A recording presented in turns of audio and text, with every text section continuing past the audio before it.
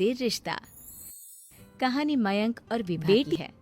मयंक एक अच्छी नौकरी करता था, लेकिन विभा की जाति का ना होने के कारण विभा के माता पिता शादी के लिए नहीं मानते हैं। पर जब दोनों अपनी मर्जी से शादी कर लेते हैं तो क्या है विभा, 6 साल हो गए हैं शादी को, लेकिन एक दिन नहीं गया कि तुम माँ पापा को याद कर परेशान नहीं होती। मैं कितनी कोशिश करता हूँ कि तुम सब भूल जाओ। कोई नहीं भूल पाता है मयंक। माँ पापा को कोई कैसे भूल सकता है। तभी सास का फोन आता है। माँ लो, विभा से बात कर लो, आज उसे अपनी माँ की बहुत याद आ रही है। बेटा विभा, मैं आ जाऊं? हम दोनों चलेंगे तेरे माँ पापा के पास। बोलो। ना माँ जी, वो आप लोगों को कुछ बोलेंगे तो मुझे और भी बुरा लगेगा। आखिर आप भी मेरी माँ ही तो हैं। अरे सुन लेंगे ना यार, कोई बात नहीं, बोलेंगे ही ना। चलो माँ, मैं फोन रख रहा हूँ। वो क्या है ना, आज विभा को लेकर डॉक्टर के पास जाना है। बहुत दिनों से इसके सर पर लगातार दर्द हो रहा है। अरे हाँ हाँ, ले जा बेटा, सर दर्द को हल्के में नहीं लेना चाहिए। वैसे भी ना बहू सोचती बहुत है। मयंक माँ का फोन रख देता है और दोनों कार से अस्पताल जाते हैं। लेकिन जैसे ही वो लोग अस्पताल जाते हैं, विभा को स्ट्रेचर में नर्स उसकी माँ को लेकर जा रही दिखती है। मयंक, माँ, मयंक वो मेरी माँ है। इतने सालों बाद देखी भी तो इस हाल में मैं उनके पास जा रही हूँ।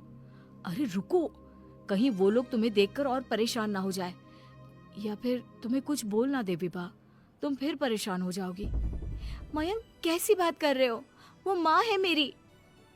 विभा पास खड़े अपने चाचा चाची से बात करने की कोशिश करती है, लेकिन वाह, तेरे जैसी बेटी जिसकी हो वो तो मर ही जाए तो अच्छा है।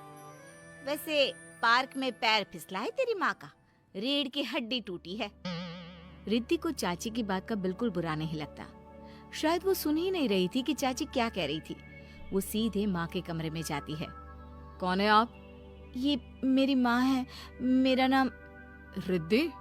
रिद्धि नाम है ना आपका? दर्द में भी ये आपका ही नाम ले रही थी। हाँ, ये सुनते ही रिद्धि का कलेजा मुंह में आ जाता है।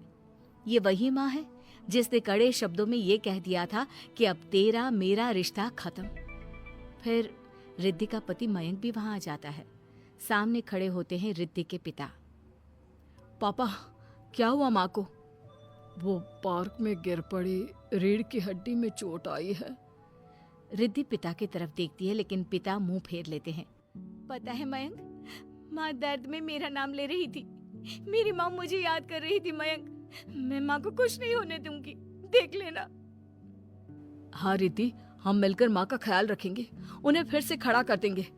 लेकिन भैया कहाँ है? रिद्धि पिता के सामने जाकर खड़ी हो जाती है। पापा, भैया कहाँ है? वो अमेरिका में है, वो नहीं आ पाएगा।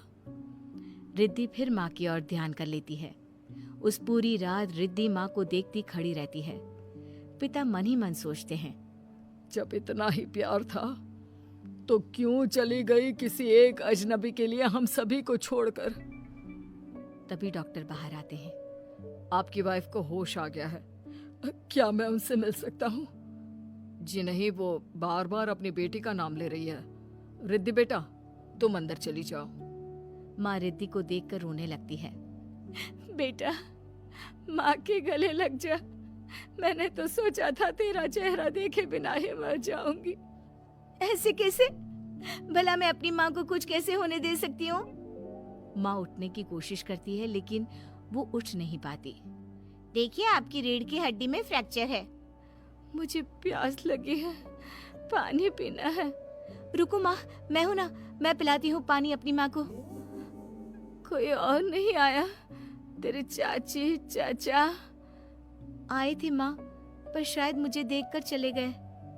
जाने दे, इस वक्त भी पुरानी रंजिश देख रहे हैं। और रंजिश भी कैसी? माँ अपनी बेटी से नाराज ही तो थी। रिद्धि अब पूरे समय माँ के साथ रहती है। उनके हर काम को करने में उनका सहारा बनती है।